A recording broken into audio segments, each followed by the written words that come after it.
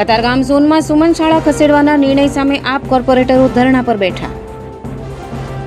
સુમન શાળા ખસેડવાના નિર્ણય સામે છેલ્લા 2 દિવસથી ધરણા પર બેઠા. આપ કોર્પોરેટરો doctor Kishor Rupareliya, Dipti Sakariya standing committee chairman office બહાર પ્રતિકારાત્મક ધરણા પર. આ નિર્ણયથી મધ્યમ અને ગરીબ વર્ગના પરિવારોના બાળકોના ભવિષ્યને અસર થશે. ડોક્ટર કિશોર રૂપારેલિયા. બિલ્ડરો અને ભાજપના મળતિયાઓની નજર આ જમીન પર હોવાથી વર્ક ઓર્ડર આપ્યા બાદ શાળાનું સ્થળ બદલી દેવામાં આવ્યું હોવાનો આરોપ. યોગ્ય નિર્ણય લેવામાં નહીં આવે તો ગાંધી ચિંધ્યા માર્ગે ગાંધીનગર સુધી આંદોલન કરવામાં આવશે. 7 નંબરની શાળા 8 નંબરમાં ખસેડાતા ધરણા પર બેઠા. બિલ્ડરને ફાયદો માટે સ્થળ બદલ્યાનો આરોપ. ખુદ ભાજપના કોર્પોરેટરે પણ વિરોધ કરી મુખ્યમંત્રીને રજૂઆત કરી. ડોક્ટર કિશોર રૂપારેલિયા, નગર સેવક, વોર્ડ નંબર 7, કતારગામ વેડ. અમારો વિરોધ એક શાળા બાબતે હતો. અમારા વોર્ડની અંદર લગભગ અમે પ્રતિનિધિ તરીકે છેલ્લા 5 વર્ષથી કાર્યરત છીએ. અમારો મૂળ હેતુ આમ આદમી પાર્ટીનો એ શિક્ષણ અને આરોગ્ય રહ્યું છે હંમેશા. તો પહેલેથી જ શરૂઆતથી મારે વોર્ડની અંદર શિક્ષણ કેવી રીતે વધારે સારી રીતે આવી શકે અને આરોગ્ય પણ વધારે સારી રીતે કેવી રીતે દવાખાના આવી શકે, ડ્રગ્સ આવી શકે, લેબોરેટરી આવી શકે એની કોશિશો અમે બંને નગરસેવકો દીપ્તિબેન સાકરિયા અને હું કરતા રહ્યા હતા.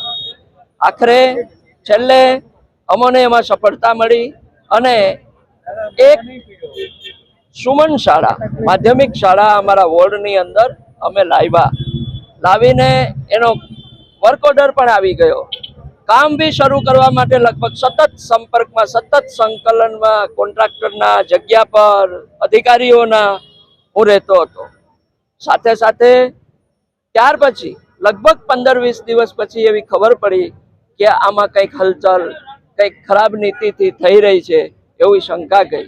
એવી શંકા જતા ખ્યાલ આવ્યો કે આ શાળાને અન્ય જગ્યાએ અમારા વિસ્તારના ધારાસભ્યશ્રી દ્વારા ભલામણ કરીને ખસેડવા માટે ભલામણ કરી હતી અને એ શાળા બીજાને ખબર ન પડે, અમારા પ્રતિનિધિઓને પણ ખબર ના પડે, આગેવાનોને પણ ખબર ના પડે એ રીતે તાત્કાલિક અસરથી અન્ય જગ્યાએ કચેરીને લગતા કામકાજ કર્યા વિના, પ્રક્રિયા પૂરી કર્યા વિના જ કામ શરૂ કરી દેવામાં આવ્યું, જે ખૂબ ગંભીર બાબત હતી. આ બાબતે અમોએ લડત આપી.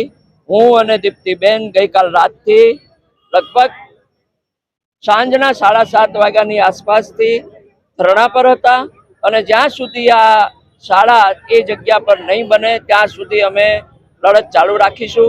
જય હિન્દ, જય ભારત. પાયલ સાકરિયા, નેતા વિરોધ પક્ષ, સુરત મહાનગરપાલિકા. આજે અમે લોકો વિરોધ કરી રહ્યા છીએ કે જે વોર્ડ નંબર 7માં જે શાળા મંજૂર થઈ હતી એ શાળા મંજૂર બાદ ત્યાં વર્ક ઓર્ડર અપાઈ ગયો હતો ને શાળા બનવાની કામગીરી ચાલુ થાય એ પહેલા જ ત્યાંના ધારાસભ્યની અડચણ હતી. એમણે લેખિતમાં એ જગ્યાએ સ્થળ બદલ કરીને બીજી જગ્યાએ માંગણી કરી હતી. કારણ કે એ જે જગ્યા એટલે કે વોર્ડ નંબર 7માં જે જગ્યા પર શાળા મંજૂર થઈ હતી એ ખૂબ સારા મોકાની જગ્યા હતી અને આ મોકાની જગ્યા શાળા માટે વપરાય એ એમનાથી જોવાતું નહોતું. એમના મળતિયાઓને આપી દેવાના અંગત સ્વાર્થ ખાતર આ શાળાની ફેરબદલ કરવાની હતી ને આજે સ્ટેન્ડિંગ કમિટીની અંદર કામ આવ્યું હતું.